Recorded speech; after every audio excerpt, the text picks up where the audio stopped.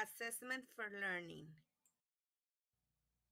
In this video, I'm going to review the development of this topic and attempt to clarify the meanings of the terms assessment for learning. Almost half a century ago, David Alsper in 1968 suggested that the most important factor influencing learning is what the learner already knows, that the teacher should ascertain this and teach accordingly.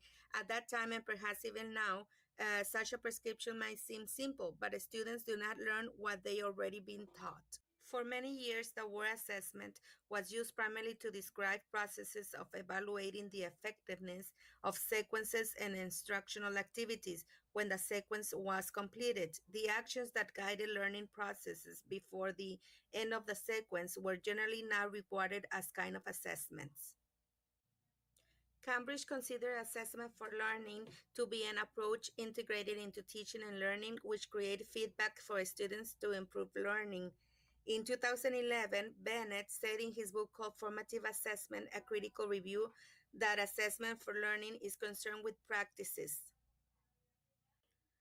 Similarly, William, Harrison, and Black in 1994 made emphasis on feedback in their book Teachers Developing Assessment for Learning, Impact on Students' Achievement, arguing that feedback ranges from the informal to more formal.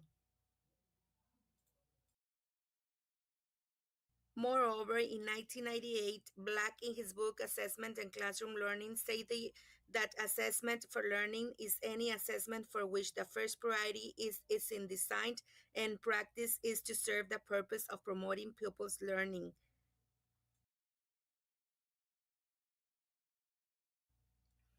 Besides, Gibbs in 2002, in his book called Beyond Testing, suggested that assessment for learning begins as students become aware of the goals of instruction and the criteria for performance, and it involves goal setting, monitoring process, and reflecting on results. What other terms are associated with assessment for learning? We have formative assessment, that is a similar meaning. Summative assessment sums up the learning of students at the end of periods of learning. School-based assessment is often confused with it, and diagnostic assessment, that is usually refers to assessment that identifies what the learner already knows.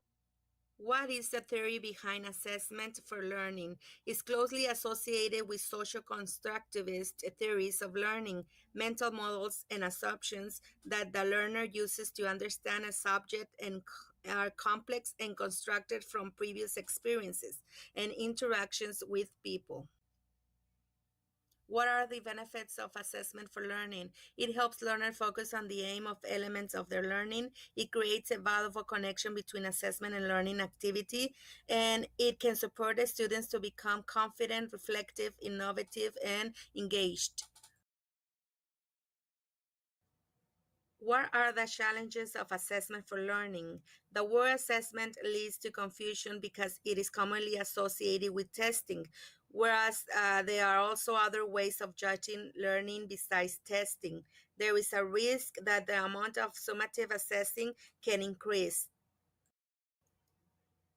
How can teachers make the best use of assessment for learning? Much of it is a skill practice that is core to being a good teacher. It involves multiple activities, for example, sharing feedback, formative use of summative tests. So results can be used by teachers to change their teaching.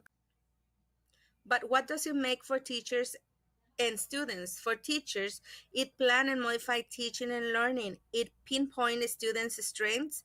It also help identify students' learning needs in a clear and constructive way. And finally, it involves parents, family, and learner in their process of learning.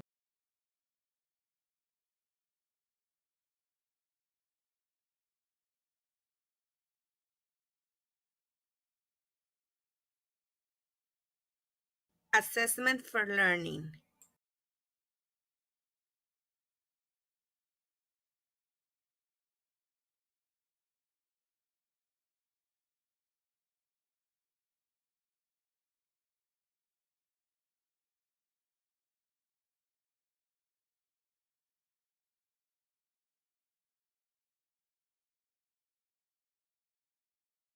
Created using Powtoon.